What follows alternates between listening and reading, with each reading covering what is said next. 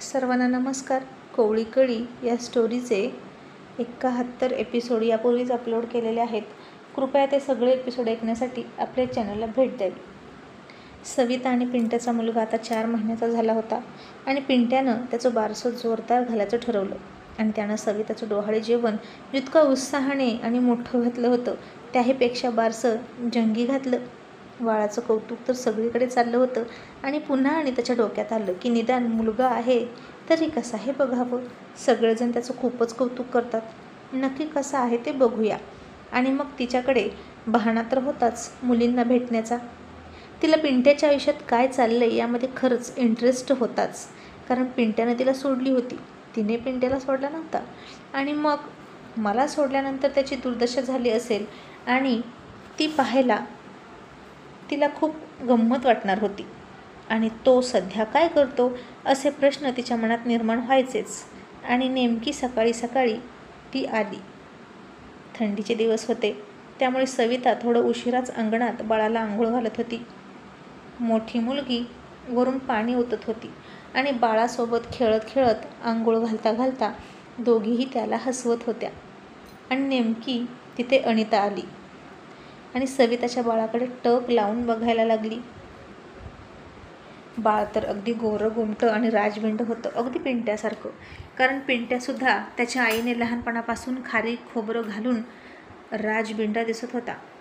तो सुद्धा गोरा गोमटा होताच की, पण शेतात काम करून करून त्याचा रंग थोडा रापलेला होता. आणि त्या छोट्या बाळाला पाहून अनिता तिची काळी नजर लावायला लागली. या दोघीही मायलेकीचं लक्ष अजिबात नव्हतं तिच्याकडे, कारण त्या बाळाला हसवण्यात आणि अंघोळ घालण्यात बिझी होत्या. आणि अचानक पाठीमागून पिंट्या आला. त्यानं वैरणीची पेंडी जोरात खाली आपटली आणि सविताला हाक मारून म्हणाला, सविता अगदी घरात जा बरं. तसं सवितानं तिकडं पाहिलं आणि तिला तर कळलंच नव्हतं की अनिता केव्हा आली होती.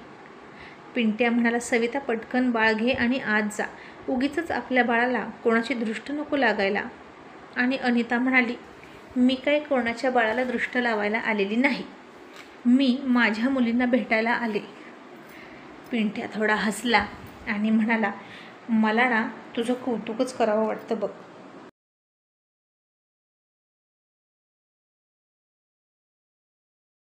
अगं, मुली तर तुझ्याकडे ढुंकून सुद्धा बघत नाहीत, तरी तू का सतत इथे येतेस काय माहीत.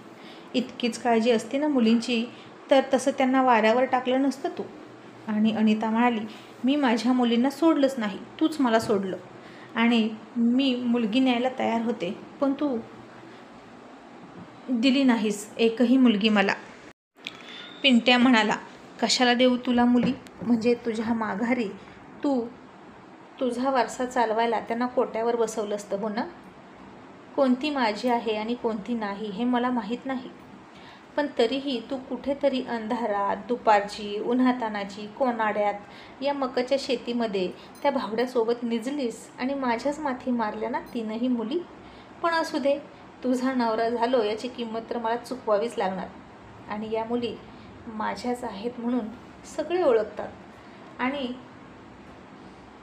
तू घेऊन जाऊन त्यांचं वाटोळं करणार होतीस का.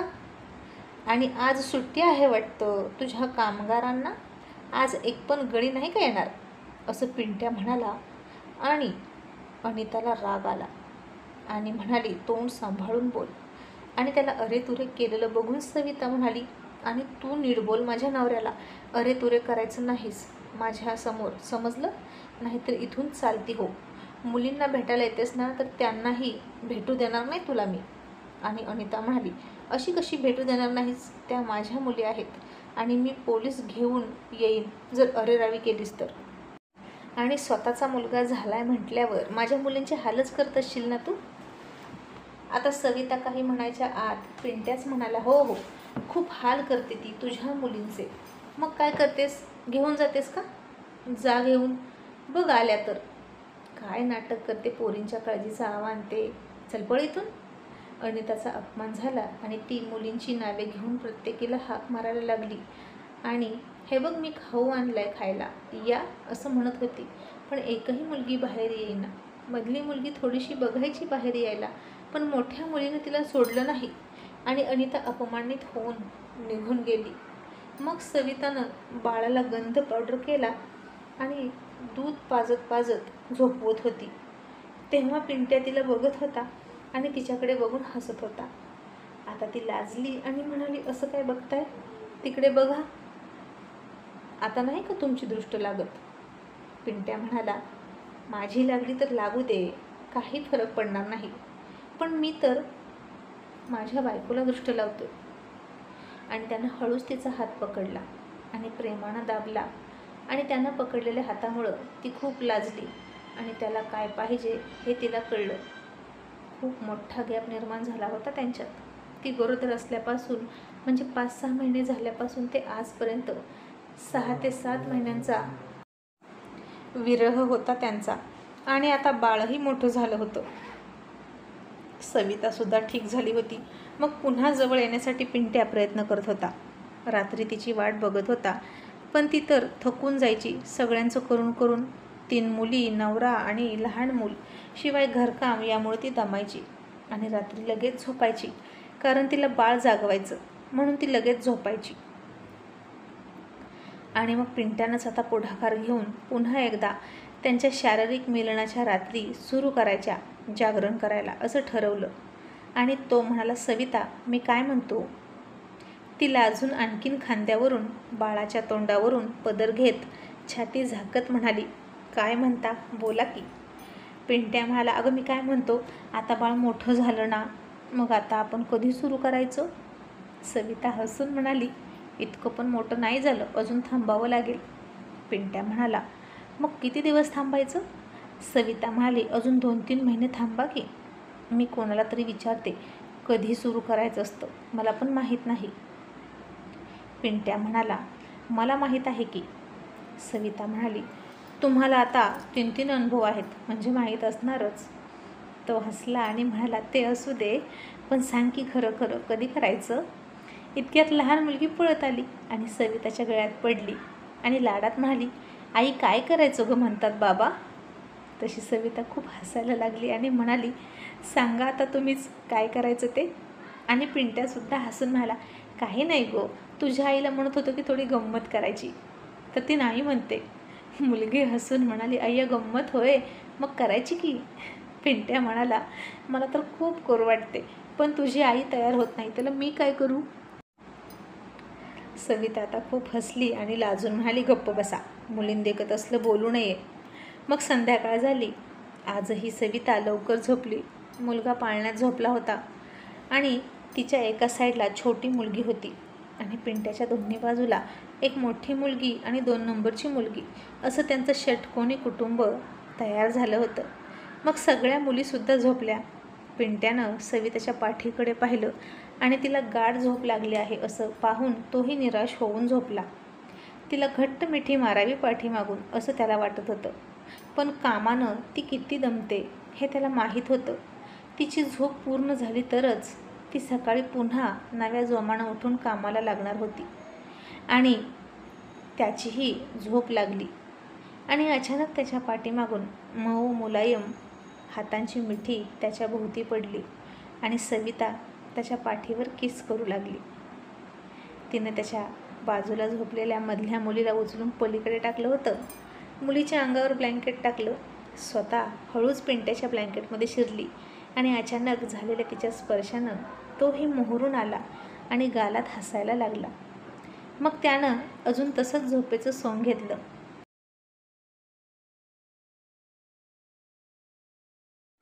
सविताच्या अंगात आग लागली आणि उत्तेजित झालं होतं तिचं शरीर.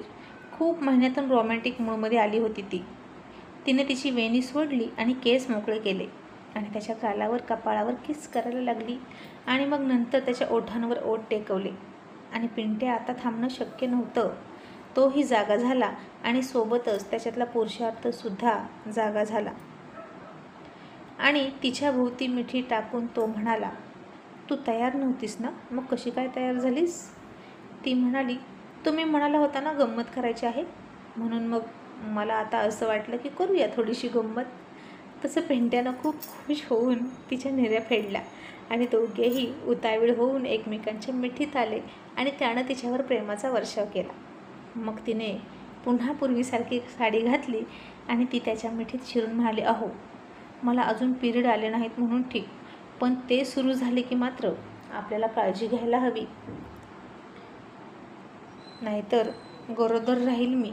पिंट्या म्हणाला, मग राहू दे की, काय हरकत आहे. आणि सविता म्हणाली, अजिबात नाही. बाळ मोठं झालं की मी ऑपरेशन करणार. आता मला आणखीन काही नको. 4 मुलांची आई झाली मी आणि मी भरून पावले. आणि पिंट्यानं पुन्हा तिला मिठीत घेतली आणि म्हणाला, आता तुझं ऐकणार, तू म्हणशील तसं करू. मग आता इकडे कुसुम एक दिवशी दुकानात असताना तिला एक सॅड न्यूज कळाली आणि ते ऐकून कुसुम खूप नाराज झाली. नाराज म्हणण्यापेक्षा खूप घाबरली होती ती. जास्त बोलत नव्हती किंवा व्यवस्थित खात पित नव्हती. कुबेरनं तिला जवळ घेतली तरी तिचा मूड नसायचा. ती त्याला मनापासून साथ देत नव्हती. कुबेरच त्याचं काम आवरायचा तिच्यावर येऊन आणि लगेच बाजूला व्हायचा. तिला मात्र त्यातून काहीच आनंद मिळत नव्हता. एके दिवशी कुबेर म्हणाला, काय झालं, अशी का वागतेस भूतबाधा झाल्यासारखी? कोणी काही म्हणालं का? ती म्हणाली, नाही. कुबेर म्हणाला, मग कसलं टेन्शन आहे का तुला, बोल पटकन. ती म्हणाली, अहो 4 दिवसापूर्वी त्या मावशी आल्या होत्या दुकानात आणि त्या सांगत होत्या की त्यांच्या जाऊबाईला स्तनाला कॅन्सरच्या गाठी आल्या आहेत आणि अचानकच त्या लास्ट स्टेजला आहेत असं कळतंय आणि काही दिवसातच त्या मरणार, म्हणून मला खूप वाईट वाटतं. कुबेर तिला समजावत म्हणाला, तुझं झालं का परत सुरू चिंता करणं? तू चिंता करून काही होणार आहे का? जे नशिबात असतं ते होतच असतं. कुसुम म्हणाली, तसं नाही. पण मला आता वेगळीच काळजी वाटते. कुबेर म्हणाला, आता कसली काळजी वाटते? ती म्हणाली, तुम्ही चिडणार नाही ना माझ्यावर मी बोलले तर? कुबेर म्हणाला, नाही चिडणार, बोल. कुसुम म्हणाली, मी त्यांना विचारलं की त्यांच्या जाऊबाईला कधी जाणवलं की त्यांच्या छातीत कॅन्सरच्या गाठी आहेत? ती दुखली नसेल का हो? हाताला लागली नसेल का? म्हणजे इतकी मोठी होईपर्यंत ती गाठ दुखली नाही आणि त्यांना जाणवलं नाही, हाताला लागली नाही, असं कसं होईल? कुबेर म्हणाला, आता काय माहीत, जे व्हायचं असतं तेव्हा असंच असतं, काहीच कळत नसतं. कुसुम म्हणाली, पण असं कसं? आपल्याला तरी कळतंच ना हात लावल्यावर गाठ आहे की नाही, आणि लवकर कळली असती तर उपाय तरी करता आला असता ना.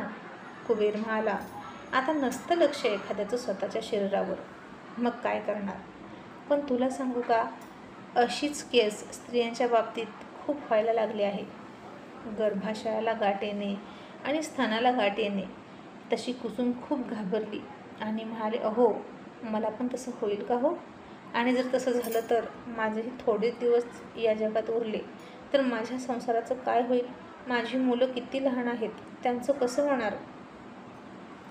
कुबेर म्हणाला, अगं तुला नाही होणार काही. कुसुम आणखीन चिंताग्रस्त होऊन म्हणाली, असं नका म्हणू. आजकाल कोणाला काहीही होतं, आपल्याला त्याचा पत्ताही नसतो आणि आपल्या शरीरात खूप काही होत असतं. कुबेर म्हणाला, तू काळजी करू नकोस, तुझं बरोबर आहे, पण आपण असंच म्हणायचं की तुला काहीच होणार नाही, आणि जरी झाली तरी ती मला लगेच कळणार, कारण डॉक्टर सांगतात की गाठी चेक करायच्या असतील किंवा शरीरात कुठे काय होतं हे चेक करायचं असेल तर शरीर बारकाईनं बघितलं पाहिजे.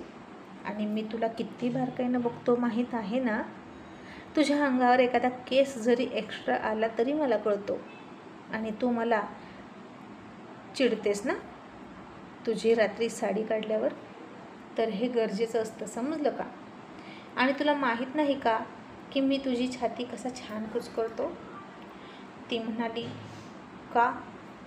कुबेर म्हणाला, अगं शहरामध्ये बायकांना डॉक्टर सांगतात की मालिश करून घ्या, मग श्रीमंत बायका मसाजवाली बोलवतात आणि बॉडी पार्ट मसाज करून घेतात. कुसुम म्हणाली, बापरे, असं पण असतं का? आणि मसाज करताना पूर्ण उघडं व्हायचं असतं का? कुबेर म्हणाला, हो, चांगलं तेल लावून चोळून देतात ते, अगदी अंगात 2-2 वाट्या तेल मुरवतात. कुसुमला आता जरा किळसच आली आणि म्हणाली, मला सांगा, हे मसाज करणारे गडी असतात की बायका? कुबेर म्हणाला, गडी पण असतात आणि बायका पण असतात, आणि यासाठी एका वेळेला 10-10 हजार रुपये मोजले जातात. कुसुम म्हणाली, मग बायकांची मालिश करायला गड्याला बोलवतात का? कुबेर आता हसला आणि तिला काय म्हणायचं होतं हे त्याला कळलं आणि म्हणाला, आता जर त्या बाईलाच आवडत असेल गड्यानं मालिश केली तर घेते बोलवून गड्याला, आणि जिला बाईकडून आवडते मालिश केलेली ती बाईकडून करून घेते. कुसुम म्हणाली, बाप रे, पण त्या गड्या देखत कपडे काढून झोपायचं की काय आणि त्याला चोळायला लावायचं होय सगळं? शिबाई.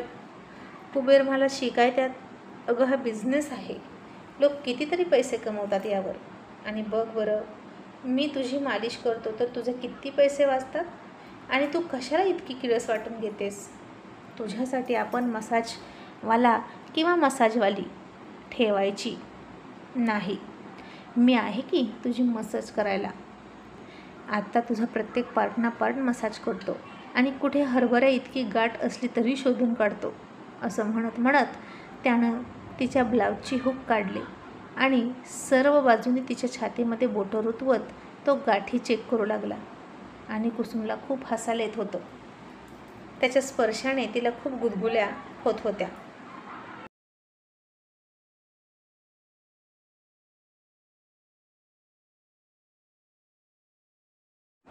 आणि तिने त्याचा हात झटकला आणि म्हणाले, किती चावट आहात हो, चान्स मारताय का? कुबेर सिरियस चेहरा करून म्हणाला, गप्प बस, हसू नको आणि मला लक्षपूर्वक चेक करू दे, गाठ आहे का ते, आणि जरी गाठ असली तरी आता निघून जाईल बघ. असं म्हणत त्यानं जोरात तिची छाती कुस्करायला सुरुवात केली. तसं कुसुमचं हसू गायब झालं आणि तिच्या अंगामध्ये गोड कळा यायला लागल्या आणि डोळ्यात लज्जा निर्माण झाली. कुबेर आता तिला खूप भावनाविवश होऊन कुस्करत होता. तसतसं ती आणखीन खूप खूप उत्तेजित होत होती. त्याचा फोर्स खूप जास्त होता, त्याची ताकद खूप जास्त होती आणि त्यामुळे त्याच्या मानानं नाजूक असलेली कुसुम मात्र कुस्करली जात होती. एखाद्या फुलासारखी ती कुस्करली जात होती आणि कुबेर तिला कुस्करत होता. त्याच्या स्पर्शाची ही भाषा तिला खूप आवडली होती आणि त्याचबरोबर तिचं अखडलेलं, काम करून करून ताटलेलं शरीरसुद्धा एकदम रिलॅक्स आणि सैल सैल वाटत होतं आणि तिचा सगळा थकवा निघून गेला असं वाटलं तिला. आणि आता त्याची फी 10,000 रुपये तर नाही, पण त्याच्या तोंडात तोंड घातलं तिनं आणि त्याला अंगावर ओढून घेतला आणि त्याच्या विशाल देह यष्टीखाली ती दिसेनाशी झाली. आणि बघता बघता कुबेरनं तिच्यावर प्रेमाचा वर्षाव केला आणि दोघेही एकमेकांच्या मिठीत झोपी गेले. आणि आता सकाळ झाली आणि तिला सतत रात्रीची त्याची मालिश आठवायची आणि तिला लाजून खूप हसायला यायचं. आता ती उठल्यापासून सतत हसायची, एकांतातही हसायची, कोणाच्या चेहऱ्याकडे पाहिलं तरीही हसायची आणि कुबेरकडे बघितल्यावर तर काही विचारूच नका, त्याच्या नजरेला नजर मिळतच नव्हती. मग आता पुन्हा यावर्षी ज्वारी हुरड्यात आली, दाणे भरले कंसामध्ये आणि यावर्षी ज्वारी पेरताना आपल्याला खायला किती लागते ज्वारी वर्षभर, त्यापेक्षा अर्धा एकर जास्त पेरली होती पिंट्यानं, तीसुद्धा पाखरांना खाण्यासाठी. खास करून त्या सगळ्या पाखरांची सोय त्यानं केली, कारण त्या पाखरांनी गेल्या वर्षीच त्याला आशीर्वाद दिला होता आणि त्याची सविता आई बनली होती. मग आज रात्री कुबेर कुसुमला म्हणाला, कुसुम, आज सगळी पाळी आहे का गं आपली, पाखरं राखायची का, चल. मग दोघेही गेले आणि कुसुमला गेल्या वर्षीचा त्याचा खट्याळपणा आठवत होता. साडी ब्लाऊज परकर फेडून तिचे सगळेच खाली फेकून दिले होते त्यानं त्या माळीवरून. मग आत्ताही ते असेच संध्याकाळी गेले, त्या माळीवर झोपले आणि आजही खुल्या मोकळ्या हवामानात कुबेरने पुन्हा एकदा तिला आकाशातील चांदण्या दाखवल्या आणि कुसुम म्हणाली, काय हो, ते दररोजचं विमान कुठे आहे, मुक्कामी असतं ते? कुबेर म्हणाला, अगं बहुतेक ते गेलं, आपण उशीर आलो ना, उद्या लवकर येऊया आणि मग वेळेवर तुला विमान दाखवतो. आता आज तर दोघांचं मिलन झालं होतं. आणि कुसुम थोडी हसत लाजत म्हणाली, अहो मालिश करा ना, आता मला सवय झाली आहे मालिशची. आणि त्यानं हसूनच तिची तशीच त्याच्या बलदंड हाताने मालिश केली आणि पुन्हा तिच्या शरीरात प्रणय भावना उत्तेजित होऊ लागल्या. मग सकाळ झाली, तसेच दोघेही उशिरा उठले, कारण रात्री खूप उशिरा झोपले होते. पाखरं राखली आणि पुन्हा घरी निघाले आणि अचानक एका काटाडीच्या पलीकडे मोठा खड्डा होता आणि तिथं एका लाल साडीची बाई कुसुमला दिसली. कुबेरनं सुद्धा तिला पाहिलं आणि कुसुम म्हणाले, अहो इतक्या सकाळी सकाळी, तेही इतक्या लांब, कोण आहे ही? आणि कुबेर शिवी घालत म्हणाला, रात्री सगळ्यांपासून चोर होऊन एखाद्याच्या खाली निजायला आली असेल, एखादी सटवी नवऱ्याला फसवून. कुसुम म्हणाली, मला तसं नाही वाटत, अहो चला ना जवळ बघूया. मग कुबेर थोडा लांब उभा राहिला आणि कुसुम जवळ गेली आणि त्या बाईला बघून कुसुमला फार मोठा धक्का बसला.